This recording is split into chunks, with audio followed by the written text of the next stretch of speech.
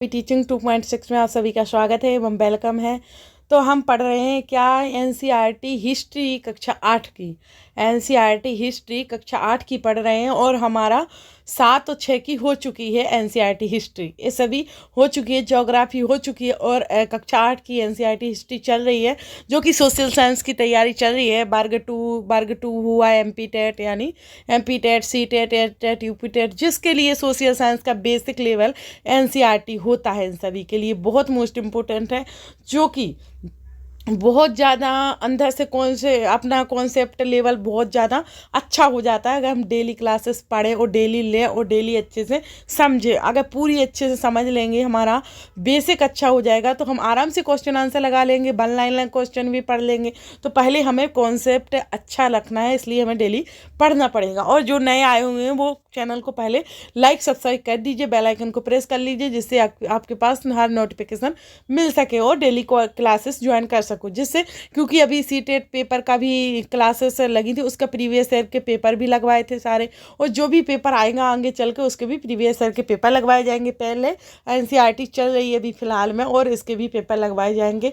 और इसके बाद वन लाइनर की भी पुस्तक, एक वन लाइनर को भी कराया जाएगा सभी के लिए, सोशल साइंस का जिसका सब्जेक्ट है। चलो आज की क्लास यहाँ से स्टार्ट करते हैं। तो आज है व्यापार से साम्राज्य तक कंपनी की सत्ता स्थापित होती है। व्यापार से साम्राज्य तक की सत्ता स्थापित कंपनी, जैसे हमारी ईस्ट इंडिया कंपनी हुई। आज हम 1857 के बारे में पढ़ेंगे, 19वीं सदी के बारे में कुछ पढ़ेंगे, और बहुत लेंदी चैप्टर है, बहुत बड़ा चैप्टर है। तो इसमें देखते हैं आज कितना हो पाता है। तो चलो आज स्टार्ट करते हैं। तो मुगल बादशाहों में औरंगजेब आखिरी शक्तिशाली बादशाह थे।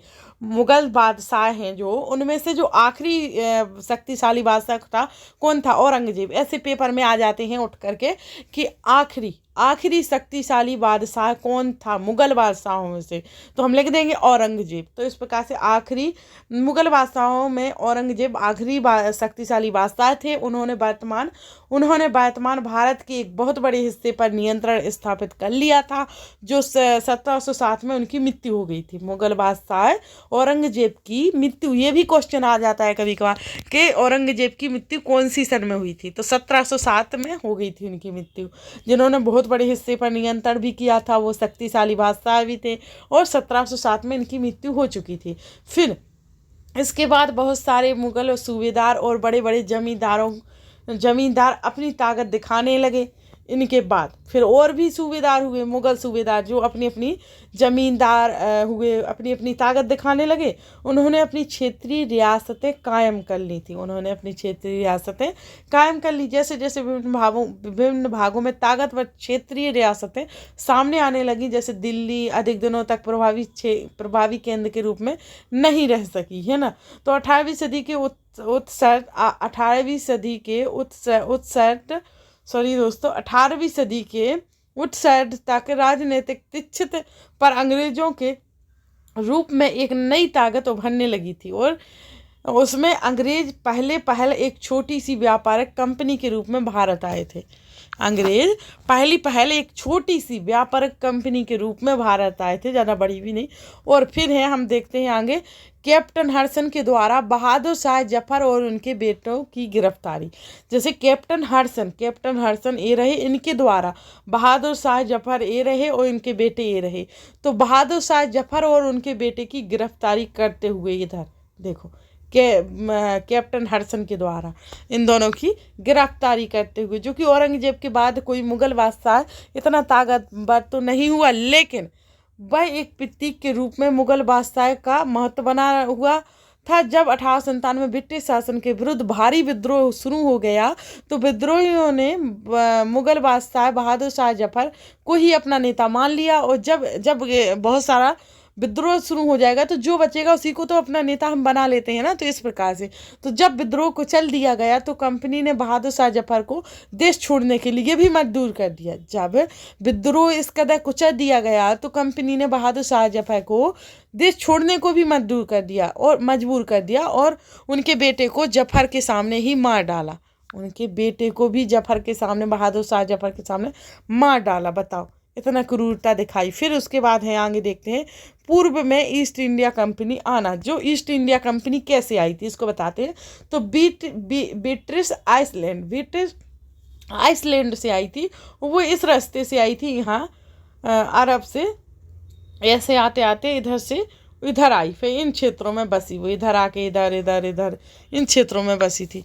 तो देखते हैं, सन 1600 में ईस्ट इंडिया कंपनी आई थी और इंग्लैंड की महारानी एलिजाबेथ प्रथम ने चार्टर आठव इजाजनामा हासिल कर लिया, जिससे कंपनी को पूरब से व्यापार करने का एक अधिकार मिल गया। और इजाजतनामे का मतलब यह था कि इंग्लैंड की कोई व्यापारिक कंपनी इस इलाके में ईस्ट इंडिया कंपनी से होड़ नहीं कर सकती थी।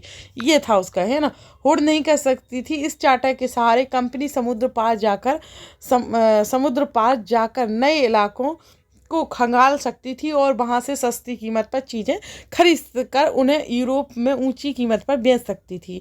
इसका ये मतलब था, कंपनी को दूसरी अंग्रेज व्यापारिक कंपनियों से प्रतिस्पर्धा का कोई भय नहीं था और उस जमाने में वाणिज्यिक कंपनियां मोटे तौर पर प्रतिस्पर्धा से बचकर ही मुनाफा कमा सकती थी। अगर कोई प्रतिस्पर्धा ना होती तभी वे सस्ती चीज़ें बेचकर उन्हें ज़्यादा कीमत पर बेच सकती थी।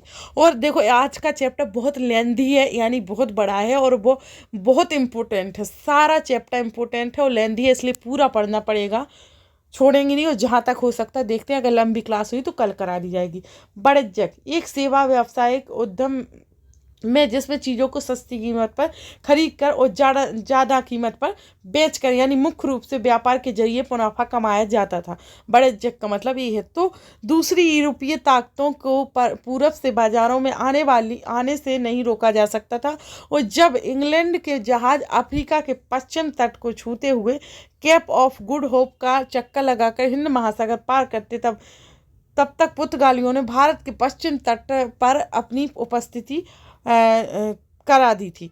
जैसे यहाँ पढ़ रहे हैं हम कि पूर्व से जहाज आ रहे थे अफ्रीका से पश्चिम होते हुए छूते हुए और तट को छूते हुए केप ऑफ गुड होप, ये है केप ऑफ गुड होप। देखो, यहाँ से आए ना जो जहाज, सेट ऑफ लेना, अफ्रीका के केप ऑफ गुड होप को छूते हुए आए थे। देखो, बम्बई मद्रास में इस प्रकार से भारत में उसने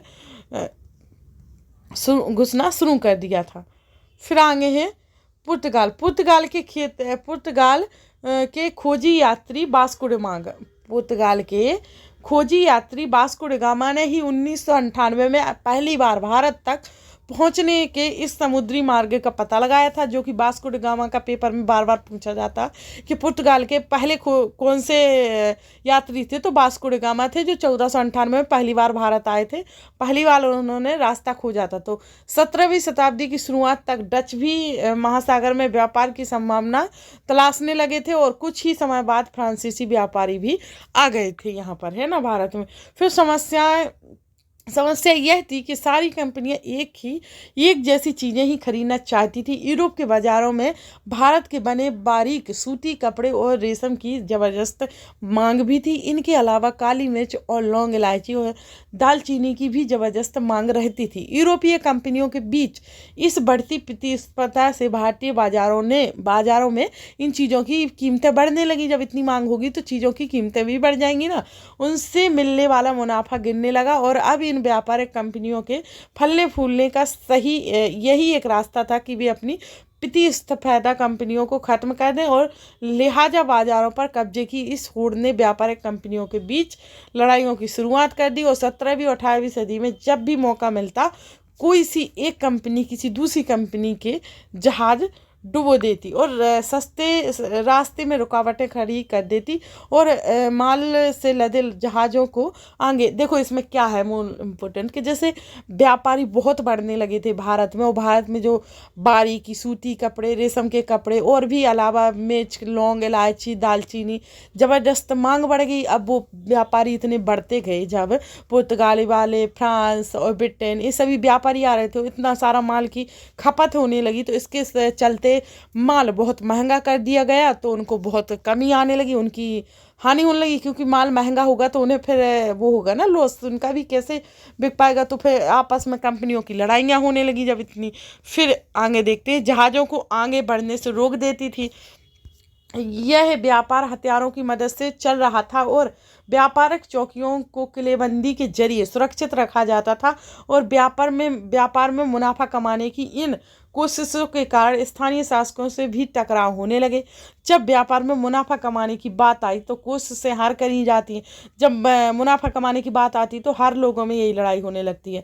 तो इसी कारण जो स्थानीय शासक रहते थे वहाँ उनमें भी टकराव होने लगा और इस प्रकार व्यापार और राजनीतिक को एक दूसरे से अलग रखना कंपनी के लिए मुश्किल होता जा रहा था। जैसे राजनीतिक को, जैसे राजनेता है उसमें से जो अलग रखना कंपनियों को उनके लिए मुश्किल हो रहा था वहाँ के स्थानीय राजनीतिकों को, क्योंकि कंपनियां बढ़ रही थी तो आपस में टकरा रही थी। और ईस्ट इंडिया कंपनी बंगाल में व्यापार शुरू करती तो पहली इंग्लिश फैक्ट्री 1651 में हुगली नदी के किनारे शुरू हुई और कंपनी के व्यापारी यहीं से अपना काम चलाते थे और इन व्यापारियों को उस ज़माने में फैक्टर कहा जाता था।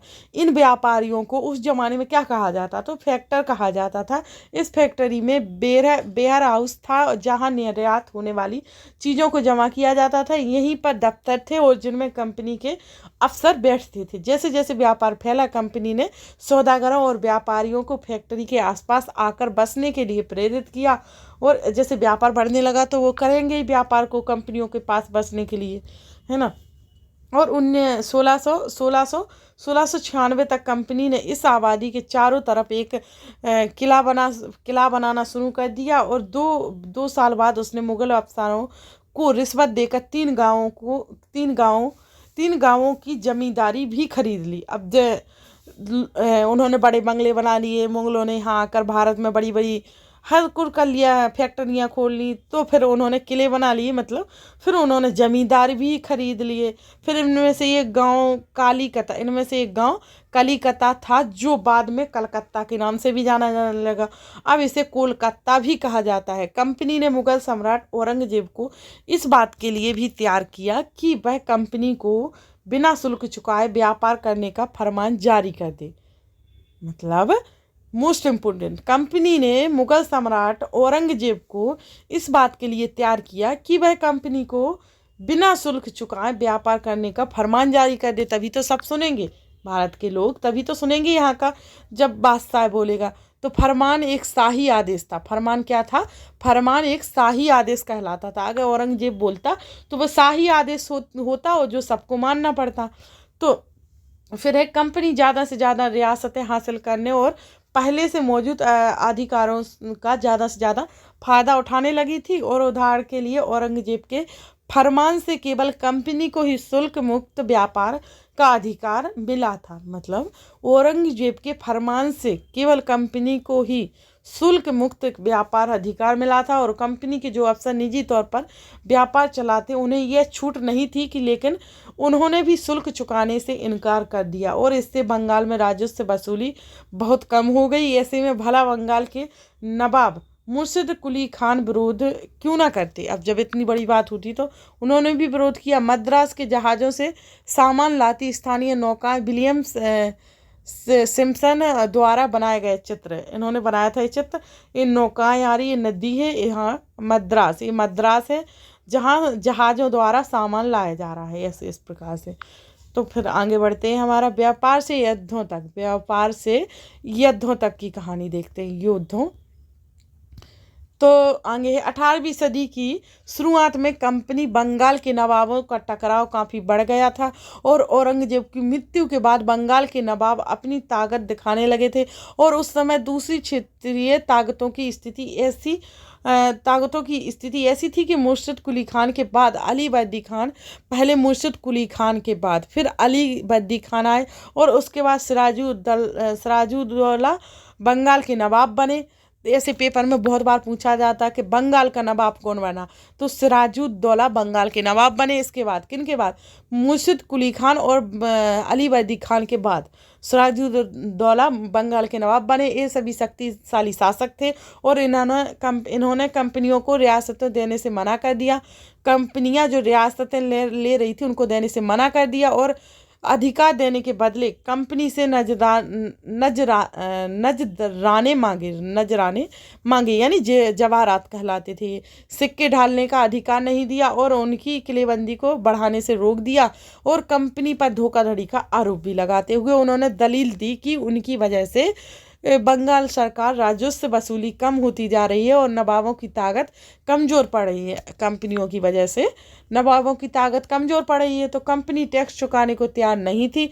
उसके अफसरों ने अपमानजनक चिट्ठियां लिखी और नवाबों व उनके अधिकारों को अपमानित करने का प्रयास किया। रॉबर्ट क्लाइव ये रहे हमारे रॉबर्ट क्लाइव। फिर नीचे है, कंपनी का कहना था कि स्थानीय अधिकारियों की बेतुकी मांगों से कंपनी को व्यापार तबाह हो रहा है और व्यापार तभी फल फूल सकता है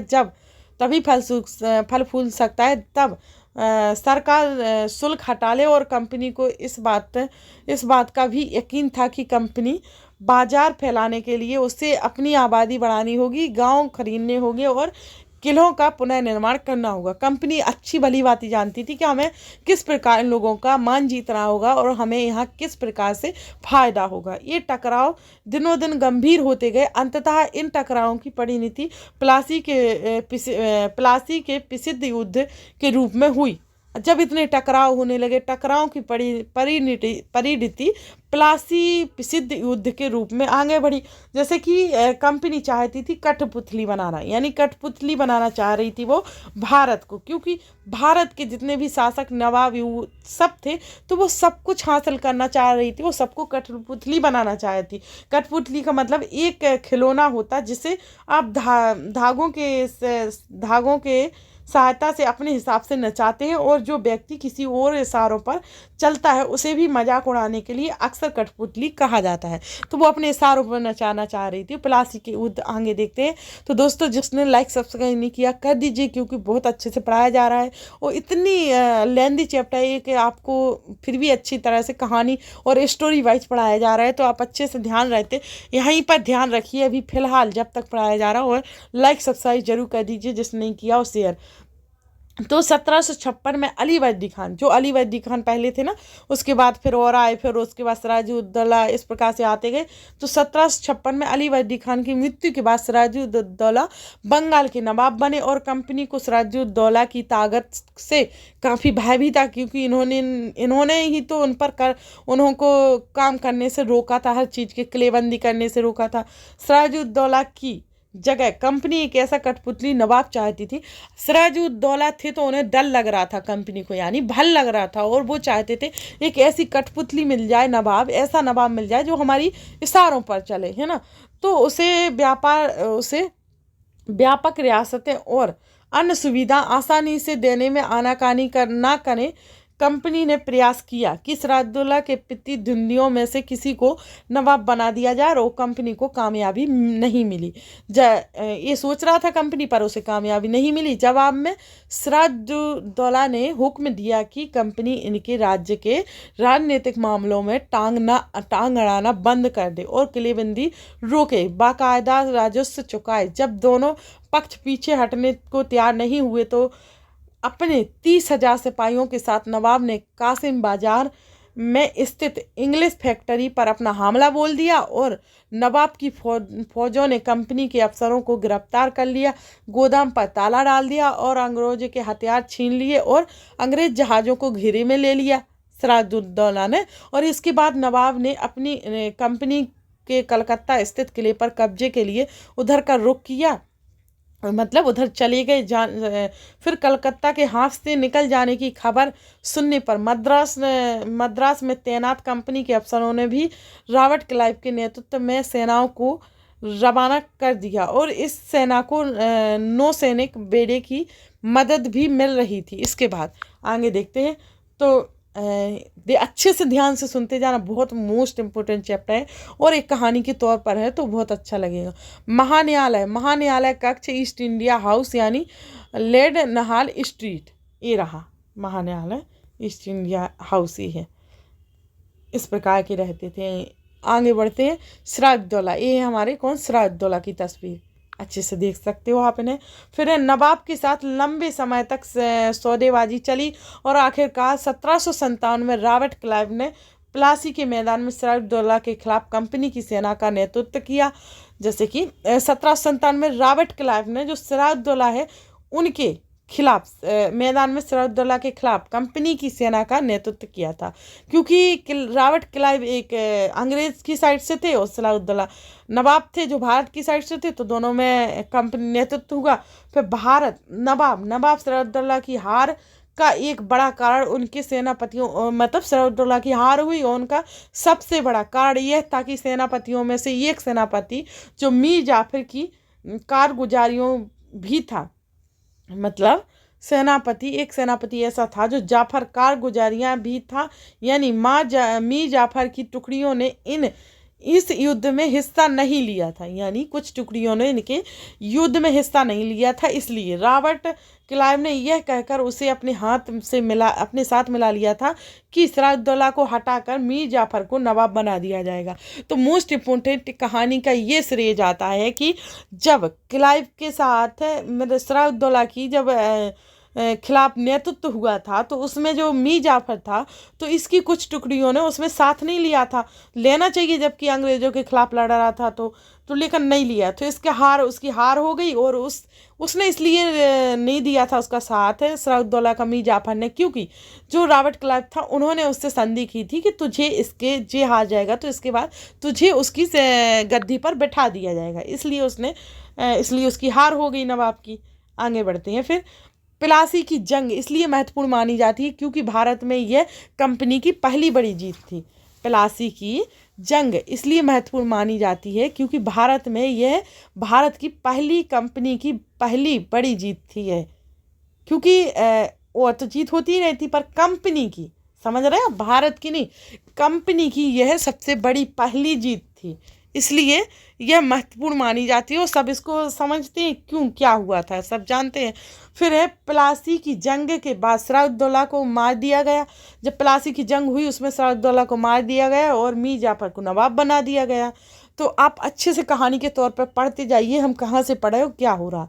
तो पहले जो सिराजुद्दौला हक के लिए लड़ रहे थे लेकिन नहीं सुना गया, मीर जाफर ने अंग्रेजों का, वो भी आज भी चल रहा है कि घर ही के लोग दूसरों के कान भर देते हैं, उनसे मिल जाते हैं तो हार हो ही जाती है अक्सर, अगर घर में फूट हो जाए तो ऐसा ही समझो। तो मीर जाफर को नवाब बना दिया और कंपनी अभी भी शासन की जिम्मेदारी संभालने को तैयार नहीं थी।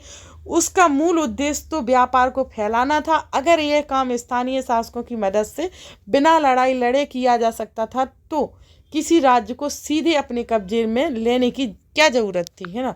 फिर जल्द ही कंपनी को एहसास होने लगा कि यह रास्ता भी आसान नहीं है। कठपुतली नवाब भी हमेशा, जो कठपुतली कंपनी बनाना चाहती थी उसने बना लिया था, पर कठपुतली नवाब भी हमेशा कंपनी के इशारों पर नहीं चलते थे।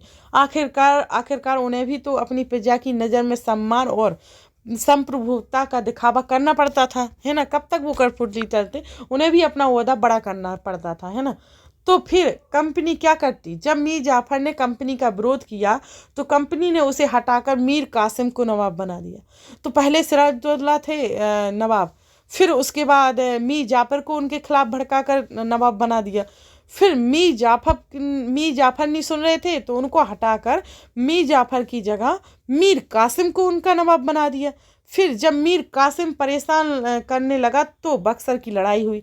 जब मीर कासिम भी परेशान करने लगा कंपनी को तो फिर हुई बक्सर की लड़ाई, जो 1764 में उसको भी हराना पड़ा। तो बक्सर की लड़ाई हुई तो 1764 में उसको भी हराना पड़ा, उसे बंगाल से बाहर कर दिया गया और मीर जाफर को दोबारा नवाब बनाया गया। तो जब मीर जाफर को हटाया था, कासिम को बना लिया कंपनी ने, तो वो विरोध करने लगा तो उसको भी हटा दिया, फिर से मीर जाफर को वो नवाब बना दिया गया। अब नवाब को हर महीने 5 लाख रुपए कंपनी को चुकाने थे। अब नवाब को हर महीने 5 लाख रुपए कंपनी को चुकाने थे।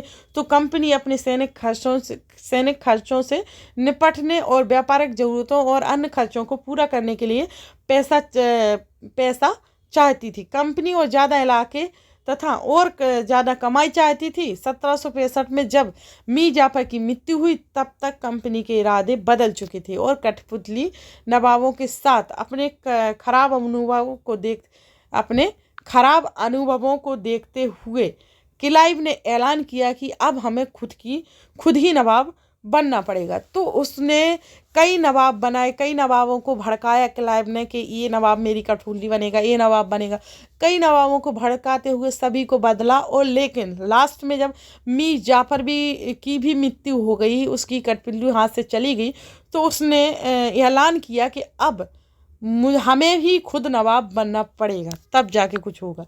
तो आखिरकार 1765 में मुगल सम्राट ने कंपनी को ही बंगाल प्रांत का दीवान नियुक्त कर दिया। जब वो ही कंपनी ही नवाब बन गई तो 1765 में मुगल सम्राट ने कंपनी को ही बंगाल का प्रांत नियुक्त कर दिया और दीवानी मिलने के कारण कंपनी को बंगाल के विशाल स्वराज्य संसाधनों पर नियंत्रण मिल गया और इस तरह कंपनी की एक पुरानी समस्या हल हो गई। जब खुद ही नवाब बन गया तो हो ही जाएगी।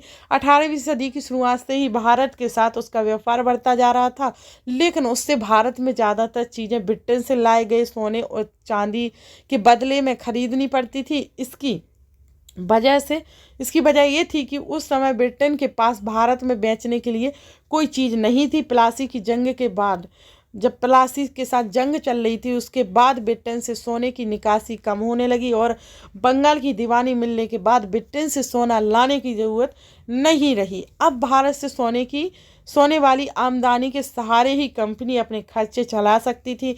इस कमाई से कंपनी भारत में सूती और रेशमी कपड़ा खरीद सकती थी और अपनी फौजों को संभाल सकती थी और कलकत्ते में किलों और दफ्तरों के निर्माण की लागत उठा सकती थी, इतना कर सकती थी। आगे बढ़ते हैं।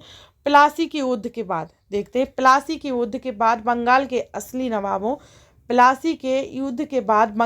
असली नवाबों को इस बात के लिए बाध्य कर दिया गया कि वे कंपनी के अफसरों को निजी तोहफे के तौर पर जमीन और बहुत सारा पैसा दे। ये भी कंपनी ने कर दिया कि जो बंगाल में नवाब रह रहे हैं वो तोहफे के जरिए हमें जमीन और पैसा बहुत सारा दान करें।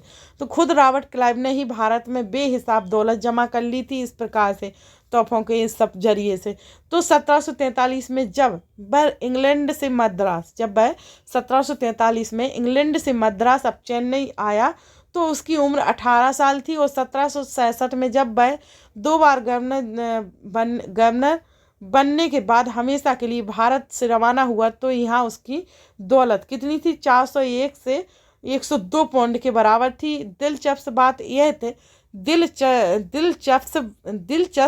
यह है कि गवर्नर के अपने दूसरे कार्यालय में उसे कंपनी के भीतर फैले भ्रष्टाचार को खत्म करने का काम सौंपा गया और लेकिन 1772 में ब्रिटिश संसद में उसे खुद भ्रष्टाचार के आरोपों पर अपनी सफाई देनी पड़ी और सरकार का उसकी अकूत संपत्ति के स्रोत संदेह स्पष्ट लग रहे थे और उसे भ्रष्टाचार आरोपों से बरी कर दिया और गया। लेकिन 1774 में उसने आत्महत्या कर ली। लास्ट ये था कि उसने 1774 में हत्या भी कर ली।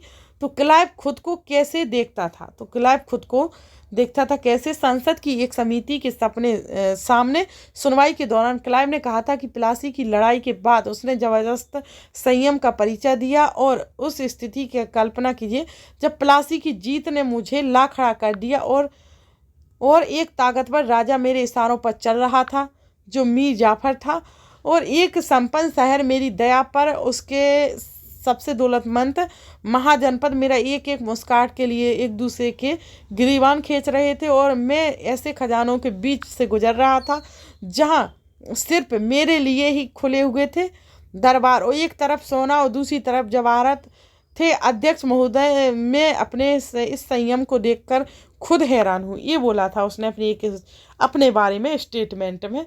तो कंपनी के